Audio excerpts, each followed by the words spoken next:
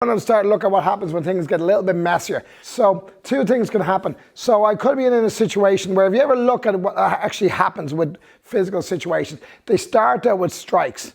And so if the strikes get landed or you escape, great. But oftentimes what you see is once guys engage, it turns into a kind of a messy kind of, a messy, just do that again, a messy kind of struggle. And often what happens with guys is that the fight ends up becoming an attempt for the headlock. And when they get them into the headlock, they're going to pump them. They're going to pump them or drag them or choke them or smash them. So that's a very, very common attack. So that's what we're going to deal with now. So headlocks are pretty nasty. The main reason the headlock is so nasty is you get caught. His arm is cut, maybe cut in here.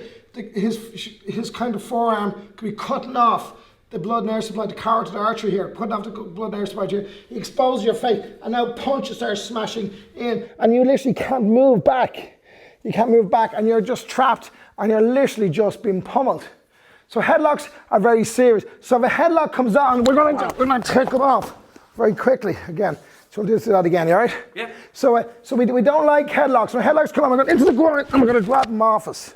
Okay, groin, nose and eyes, rip back. Oftentimes they'll go, if he doesn't go, drive, and then he'll go.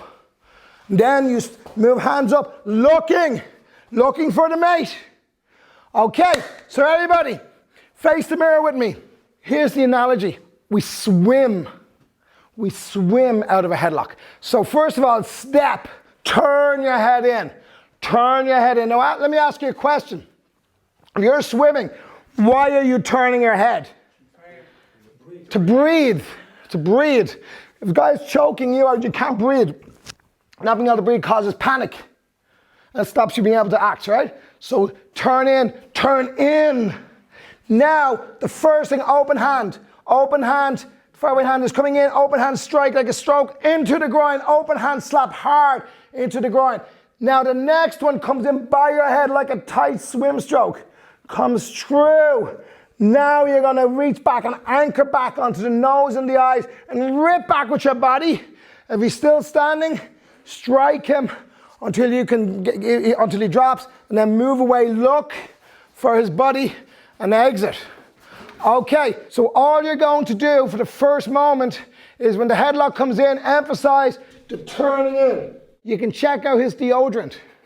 Okay, that's just all you're going to know. The other thing why this is so important, a mistake that people often make is they pull back. But look what happens when you pull back. You get trapped in his hook. You pull him back and you're actually now giving him the momentum to hit you. So we want to play a bit cute. So as the thing comes on, the headlock comes on, we turn in. That's all you're going to do. Let's go. Okay, go. Just remember, guys, listen to me. Some of you are going to want to go for the strike. Just do the turn in. Okay, right, so now we're going to practice. Turn in, strike. You want a groin guard? Yeah. Excellent. So the turn in, strike. Check your partner's wearing a groin guard before you go too full force, right? So let's go. Turn in and strike. Go.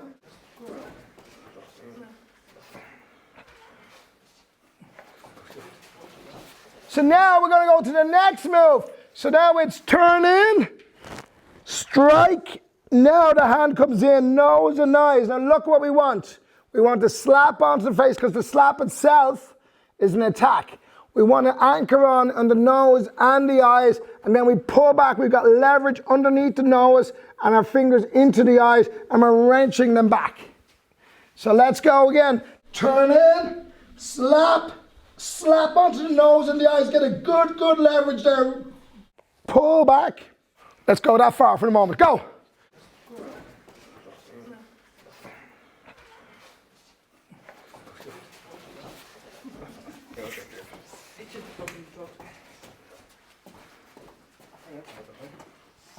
Okay, so now we're going to turn in, attack the groin, nose and eyes, and pull back. Sometimes they'll go. If they're not, we're going to attack. Now, I want to be very serious here for a second.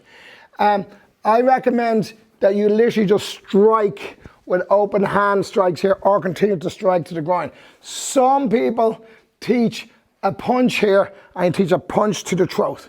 Can anyone tell me why I don't recommend that? To kill them. Yes, if you're actually going to kill someone, that is the intent behind that move.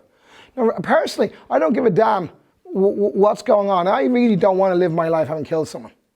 I really would don't want to have that in my life. I don't want to have that in my life.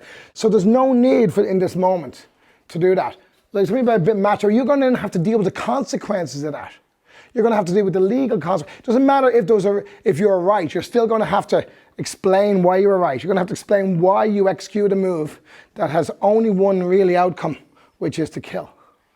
Okay, so we don't want to do that, and we certainly don't want to train that into our instinctive responses. So what we're going to do is we're going to turn in. This is pretty nice. Rep to the eyes back, and we're going to drive them off. Drive them off with open hand strikes. If they come back away, you can use both of your hand strikes like we've already done. Now we're going to move away, and we're going to look, find an exit, and take it. Okay, so let's go. We're going to do the full move now, and remember the technique includes the exit, the pullback, the scanning your environment, and the picking your exit. Okay, let's go.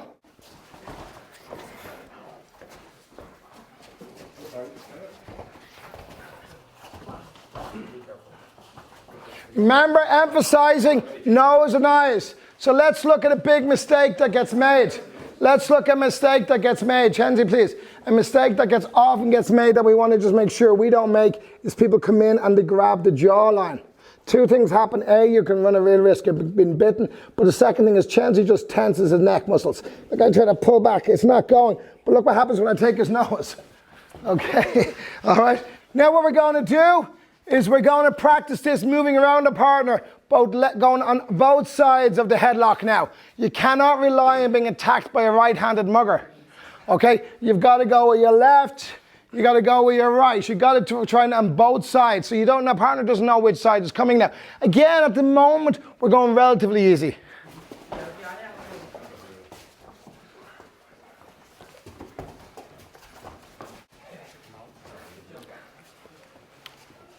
So when you have